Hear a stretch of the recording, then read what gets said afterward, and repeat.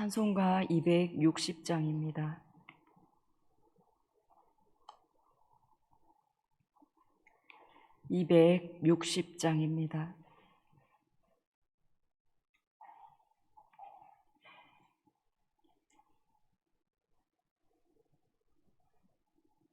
우리를 죄에서 구하시려 주 예수 십자가 지셨으니 기쁘게 부르세 할렐루야.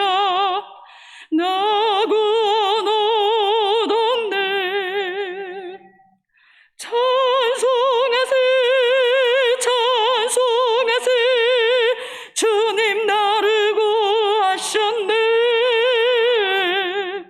찬송하세 찬송하세 주가 구원하셨네.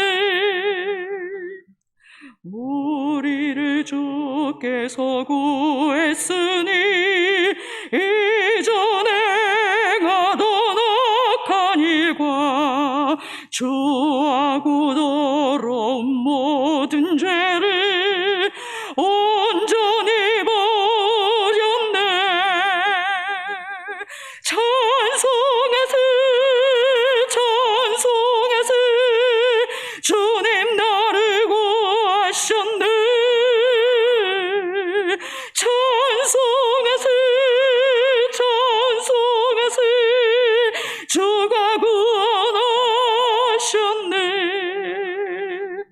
나 지금 죄에서 사함받아 거룩한 백성이 되었으니 이 육신 장막을 벗을 때도 겁날 것 없겠네.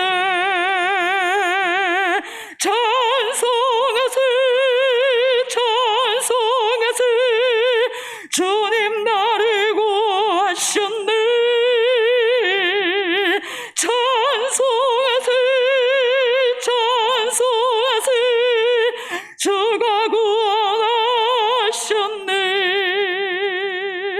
우리가 이 세상 떠날 때에 예수의 손목을 굳게 잡고 영원히 즐거운 천국에서 주와 함께 살겠네.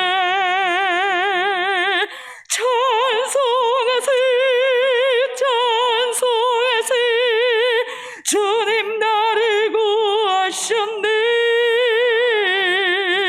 찬송하세 찬송하세 주가 구원하셨네.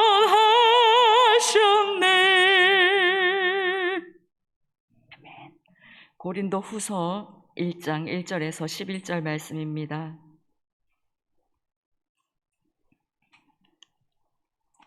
고린도후서 1장 1절에서 11절 말씀입니다. 신약성경 286쪽입니다.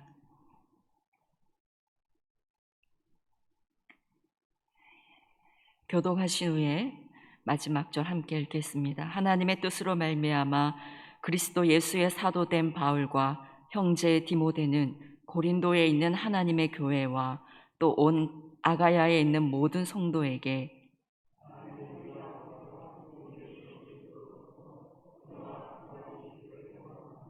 찬송하리로다. 그는 우리 주 예수 그리스도의 하나님이시요 자비의 아버지시요 모든 위로의 하나님이시며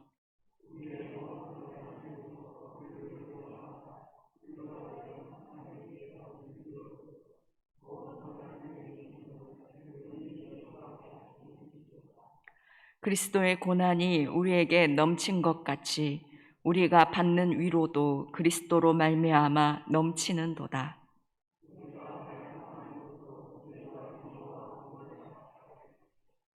우리가 위로를 받는 것도 너희가 위로를 받게 하려는 것이니 이 위로가 너희 속에 역사하여 우리가 받는 것 같은 고난을 너희도 견디게 하느니라. 너희를 위한 우리의 소망이 견고함은 너희가 고난에 참여하는 자가 된 것 같이 위로에도 그러할 줄을 알미라. 형제들아, 우리가 아시아에서 당한 환난을 너희가 모르기를 원하지 아니하노니 힘에 겹도록 심한 고난을 당하여 살 소망까지 끊어지고 우리는 우리 자신이 사형 선고를 받은 줄 알았으니 이는 우리로 자기를 의지하지 말고 오직 죽은 자를 다시 살리시는 하나님만 의지하게 하심이라. 그가 이같이 큰 사망에서 우리를 건지셨고 또 건지실 것이며 이후에도 건지시기를 그에게 바라노라. 너희도 우리를 위하여 간구함으로 도우라.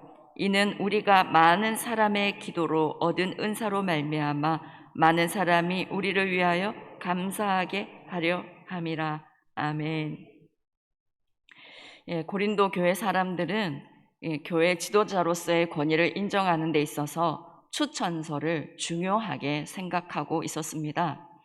그런데 12사도의 추천서도 없이 사도가 된 바울을 향해서 고린도 교회 사람들은 바울의 사도직에 대해서 의심을 하고 바울을 반대하는 사람들이 있었습니다. 이러한 상황에서 바울은 고린도 후서를 통해서 자신의 사도성을 솔직하고 강하게 변증하고 있습니다. 이것이 고린도 후서의 특징이자 또 기록 목적입니다. 그리고 고린도 후서의 또 다른 기록 목적은 복음의 정신에서 벗어난 고린도 교회를 제대로 세우기 위해서 바울이 이 서신을 기록하였습니다. 본문 1절, 2절은 편지의 서론으로 바울의 다른 편지들의 시작과 같은 통상적인 인사말로 시작이 되고 있습니다. 그런데 1절을 보시면 하나님의 뜻으로 말미암아 그리스도 예수의 사도된 바울과 형제 디모데는 이라고 시작하고 있습니다. 바울이 사도가 된 것은 사도들의 추천에 의해서가 된 것이 아니라 하나님의 뜻으로 말미암아라고 시작부터 명시하고 있습니다. 사실 바울의 사도직에 대한 악의적인 비난과 공격이 있을 때 바울은 낙심할 수밖에 없었을 것 같습니다. 만약 저에게 사람들이 김혜빈 목사는 목사 아니다, 그렇게 말하면, 그렇게 반대하는 사람들이 있다면 마음이 많이 어려울 것 같습니다. 누구보다도 최선을 다해서 교회를 세웠던 바울이 그런 비난과 공격을 당할 때 감당하기가 쉽지 않았을 것 같습니다. 인간적인 마음으로 생각해 보면 바울이 교회를 위해서 얼마나 헌신을 했는데 이 고린도 교회에 대한 이 배신감과 실망감이 매우 컸을 것 같습니다.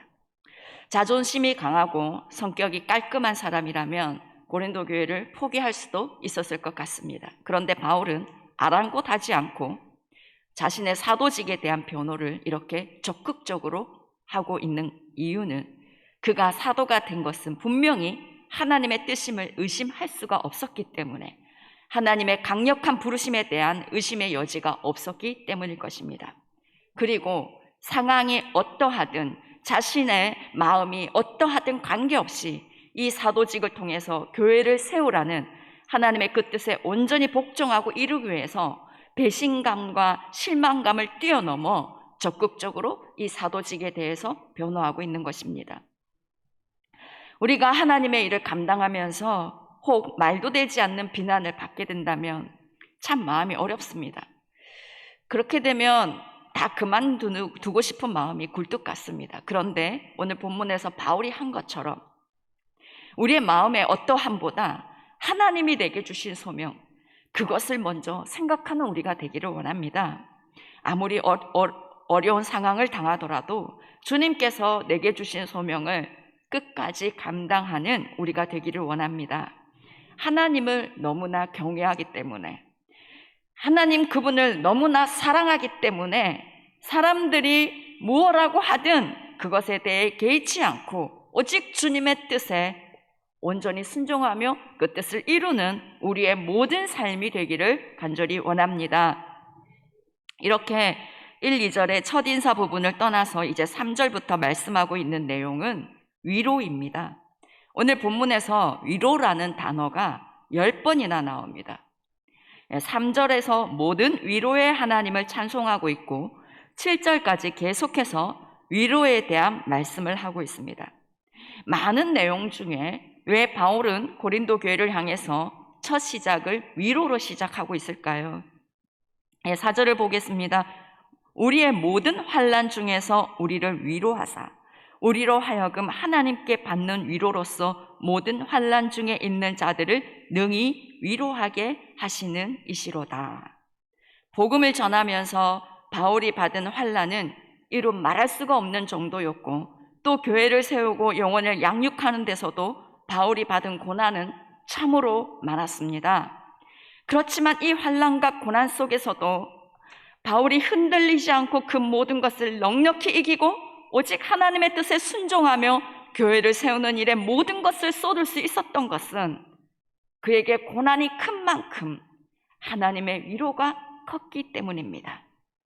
바울은 환난 중에서 위로해 주시는 그 하나님의 은혜로 인해서 사도직에 대해 시비를 걸고 모함을 해도 그것으로 인해 낙심치 않고 오직 더욱더 영혼을 향해서 사랑과 위로를 쏟을 수 있었습니다. 하나님이 주신 위로 때문에 자신이 받은 상처는 다 잊어버리고 주님께 받은 위로를 다시 고린도 교회에 전하고 있는 것입니다. 신앙생활을 대충 하는 것도 아닌데 많은 고난을 당하는 경우가 있습니다. 예수님 잘 믿으려고 애쓰고 충성하려고 애씀에도 불구하고 감당하기 어려운 고난을 당할 수가 있습니다. 그것은 그 사람이 뭐를 잘못해서가 아니라 바울처럼 모든 환난 중에 있는 자들을 능히 위로하게 하기 위해서입니다. 만약 불의의 사고로 가족을 잃은 사람이 있다면 그 사람을 어떻게 위로할 수 있겠습니까? 무슨 말로 그 사람에게 위로가 되겠습니까? 아무나 그 사람을 위로할 수는 없습니다. 하지만 그 일을 당해본 사람이 하나님의 넘치는 위로를 경험했을 때 그 사람은 가서 위로할 수 있습니다. 물질의 고난도 겪어본 사람이 물질의 어려움을 당하는 사람의 그 형편을 알고 진심으로 위로해주고 도와줄 수 있습니다. 건강의 어려움으로 죽음의 문턱까지 다녀왔던 사람은 병으로 고생하는 사람을 진심으로 위로해줄 수 있습니다. 그 고난을 당하면서 하나님을 바라보았을 때 하나님께서 부어주시는 그 위로하심과 하나님의 사랑을 경험해 본 사람은 다른 사람의 고난에 대해 함께 아파하며 진심으로 위로하고 세워줄 수 있는 것입니다. 그리고 이렇게 위로받은 아픔은 그 사람의 사명이 되어서 그 사명을 이루는 아름다운 인생으로 쓰임을 받게 되는 것입니다. 그래서 예수님은 그 모든 고난을 피하지 않고 다 당하셨습니다. 배반과 수치와 모욕, 채찍질, 십자가의 고통, 사람이 당하기에는 너무나 비참하고 아픈 모든 고난을 예수님은 아무 말씀 없이 다 받으셨습니다. 그래서 우리는 예수님께 위로받으러 다가갈 수 있습니다. 너무 아프고 힘들어서 예수님 너무 아파요 라고 우리가 고백할 때 주님이 그래 내가 한다. 그 음성 하나만으로 우리는 넘치는 위로를 받을 수 있는 것입니다. 9절에서 바울은 고난당함의 이유를 또 한 가지 말씀하고 있습니다. 우리는 우리 자신이 사형 선고를 받은 줄 알았으니 이는 우리로 자기를 의지하지 말고 오직 죽은 자를 다시 살리시는 하나님만 의지하게 하심이라.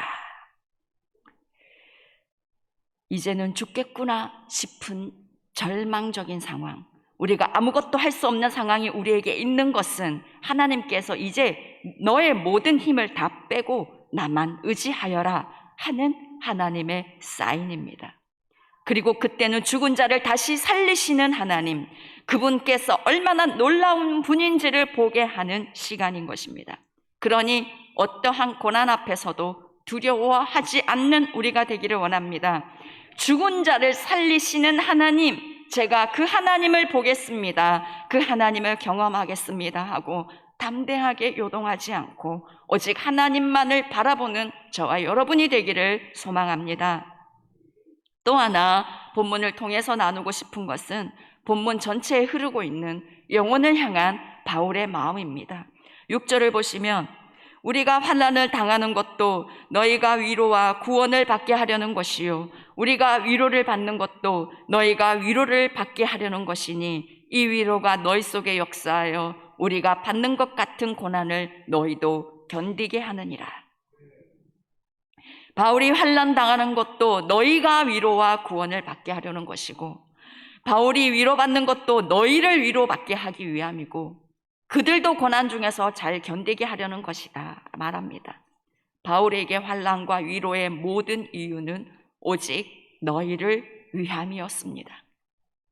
바울의 모든 관심과 이유는 오직 너희에게 가 있었습니다. 다른 것에 관심이 없었습니다. 고린도 교회와 온 아가야의 모든 성도들이 고난 중에서 위로받고 어떻게든 고난을 잘 견뎌내어서 복음 위에 바로 세워지는 그것에 바울의 모든 관심이 집중되어 있었습니다. 고린도 교회 성도들이 바울에게 사도직에 대해 공격하고 모함을 하여도 아랑곳하지 않고 바울은 오직 너희가 위로와 구원을 받게 하려는 것이요 너희가 위로를 받게 하려는 것이니 라고 말하면서 오직 그들만을 생각하고 있습니다. 바울에게는 영혼을 향한 포기하지 않는 사랑, 절절한 사랑이 흐르고 있었습니다. 이 사랑과 열정이 있었기에 바울을 통해 수많은 사람들이 하나님께 돌아올 수 있었습니다. 바로 이 사랑은 하나님의 사랑입니다. 바울은 우리와 똑같은 사람이었지만 그에게 영혼을 향한 하나님의 사랑이 뜨겁게 자리하고 있었습니다. 오늘 이 새벽에 우리에게 이 간절한 사랑이 있는가 돌아보면 좋겠습니다. 사역을 처음 시작했을 때 순수하고 뜨거운 열정이 우리에게 있었습니다. 한 영혼이 맡겨질 때 어떻게든 잘 세워보려고 참 많이 애를 썼습니다. 그렇지만 가끔씩 찾아오는 공격과 실망과 아픔, 편하지 않는 모습들 때문에 영혼을 향한 마음이 점점 식어지고 우리의 마음이 처음과 다르게 무덤덤해져 있다면 오늘 이 본문의 바울의 사랑과 열정이 우리에게서 다시금 일어나기를 간절히 원합니다. 이제 교육부서 여름 사역이 시작됩니다. 이번 여름 성경학교와 수련회 단기 선교를 통해서 우리 다음 세대가 영적으로 살아나기 원합니다. 그들이 회복을 누리고 하나님 나라의 강한 용사로 세워지기를 소망합니다. 이러한 때에 다음 세대의 교역자와 교사들과 청년 리더들의 마음이 새롭게 되기를 소원합니다. 영혼을 향한 절절하고 뜨거운 사랑으로 다시금 가슴이 뜨거워지기를 원하고 그 사랑으로 섬기는 이번 여름 사역들이 되기를 소망합니다. 해마다 교육부서 여름 사역들이 있지만 올해는 이전보다 더 중요한 때임을 느끼게 됩니다. 이번 여름을 어떻게 보내느냐에 따라서 다음 세대 교육부서의 영적 기류가 바뀔 것입니다. 이 일을 위해서 다음 세대로 오늘도 기도로 심는 우리 성도님들의 간절한 중보를 구합니다. 혹 우리에게 이 사역을 감당하기 어려운 상황이 있다 할지라도 힘겹다 할지라도 아랑곳하지 않고 오직 우리 다음 세대들이 아름답게 세워지기만을 간절히 바라면서 이 일을 위해 달려가는 바울과 같은 저와 여러분이 되기를 원합니다. 그리고 오늘 이 아침에 바울의 사랑과 열정이 부어지기를 우리가 간구하면 좋겠습니다. 그래서 우리를 통해서 이 땅에 구원받는 하나님의 백성들이 가득해지기를 소망합니다. 우리를 통해 많은 사람들을 위로받고 견고한 믿음 위에 세워지게 되는 그런 은혜가 우리의 삶을 통해서 풍성하기를 간절히 원합니다. 기도하겠습니다. 살아계신 하나님 아버지, 주님의 이름을 찬양드리며 주님께 감사를 드립니다.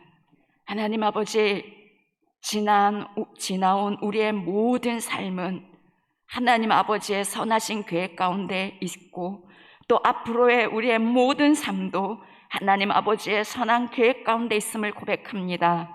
하나님, 그리하여 우리에게 있는 모든 고난도 하나님 아버지께서 우리에게 베푸실 선하신 그 하나님의 계획임을 믿습니다. 하나님 아버지, 믿음으로 감사함으로 주님 앞에 주님만을 바라보며 나아갑니다. 하나님, 혹 오늘 우리 가운데 하나님 어려운 시간을 보내고 있는 주님의 자녀들이 있습니까? 하나님의 넘치는 위로로 함께하여 주시옵소서. 그리하여 이 넘치는 위로를 가지고 하나님 다른 이 고통당하는 그 사람들에게 찾아가서 하나님의 넘치는 위로를 전하는 귀한 아름다운 인생이 되게 주님 축복하여 주시기를 원합니다.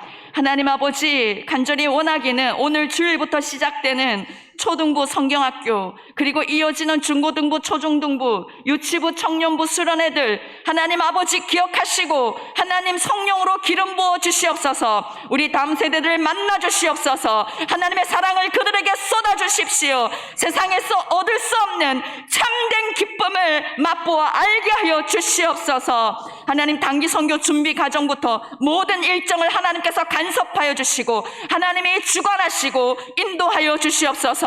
이 시간들을 통해서 우리 청년들이 하나님을 알아가고 배워가며 성장하게 하여 주시옵시고 하나님 카자흐스탄의 청년들과 어린이들이 하나님의 복음을 듣게 하시고 하나님 열매 맺는 귀한 시간 될 수 있게 주님 도와주시옵소서. 하나님 오늘도 우리의 기도가 더 깊어지기를 원합니다. 더 주님을 분명하게 보며 알기 원합니다. 성령 하나님 우리의 기도 가운데 함께하여 주시옵소서. 이 모든 말씀 우리 주 예수님의 이름으로 기도드립니다. 아멘.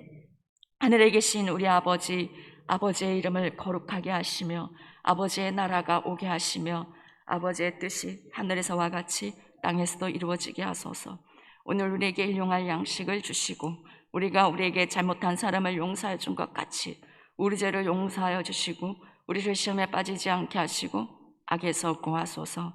나라와 권능과 영광이 영원히 아버지의 것입니다. 아멘.